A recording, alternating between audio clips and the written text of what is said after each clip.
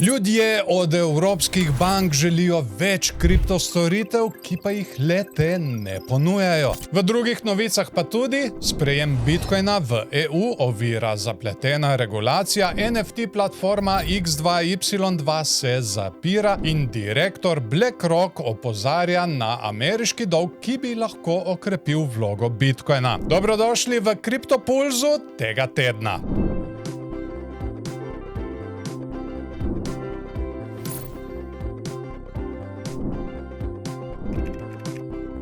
Raziskava platforme Bitpanda je pokazala, da manj kot 20% evropskih bank ponuja kriptostoritve, čeprav zanimanje med vlagatelji narašča. Več kot 40% poslovnih vlagateljev že ima kriptovalute, še 18% pa jih namerava investirati v bližnji prihodnosti. Kljub temu večina finančnih institucij tega ne prepoznava, saj le 19% meni, da obstaja veliko povpraševanje po teh storitvah. Glavna ovira za vstop bank v kriptosektor niso regulacije, temveč pomanjkanje virov in znanja. To pomeni, da bi lahko banke, ki ne bodo sledile trendu, izgubile del prihodkov, saj njihovi komitenti že vlagajo drugje. Po mnenju strokovnjakov bi tradicionalne banke lahko pospešile sprejetje kripta v Evropi, saj bi skoraj tretjina vlagateljev raje investirala prek bank kot prek kriptoborz. Kripto ljudem!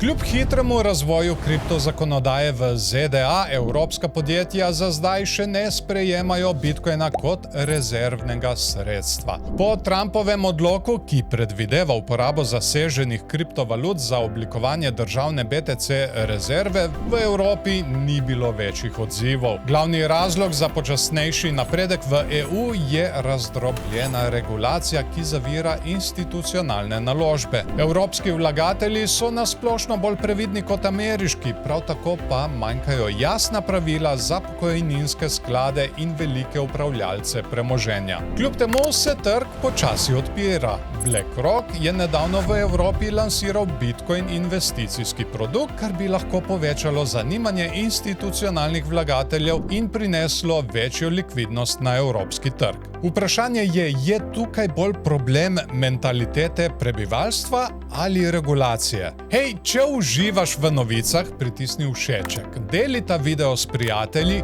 komentiraj spodaj in ne se pozabiti naročiti na kanal, da ne zamudiš naslednjega videa. NFT tržnica X2Y2, ki je bila ena izmed bolj znanih platform za trgovanje z NFT, bo 30. aprila zaprla svoja vrata in se osredotočila na nov projekt povezan z umetno inteligenco. Ekipa verjame, da bo AI ena največjih tehnoloških sprememb našega časa, zato želijo razviti inovativno rešitev na stičišču umetne inteligence in kripta. Strokovnjaki pravijo, da to ne pomeni upada NFT trga, temveč prehod iz špekulativne faze v obdobje, kjer bodo NFT-ji imeli konkretno uporabno vrednost. Velik potencial se kaže v igrah, športnih fan skupnostih in preverjanju pristnosti digitalnih vsebin. Uspešne platforme prihodnosti bodo tiste, ki bodo ustvarjale dolgoročno vrednost, ne le trgovalne priložnosti.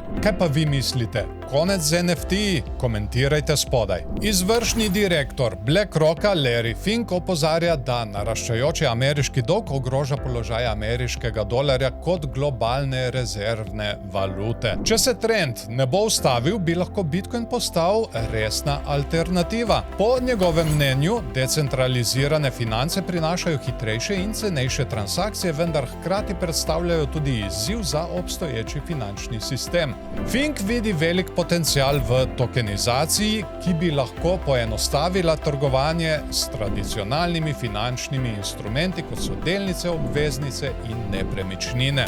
Vendar pa opozarja, da je treba za širšo uporabo nujno izboljšati sisteme preverjanja digitalne identitete. Brez varnega in zanesljivega sistema identifikacije bi lahko razvoj tokenizacije naletel na številne ovire.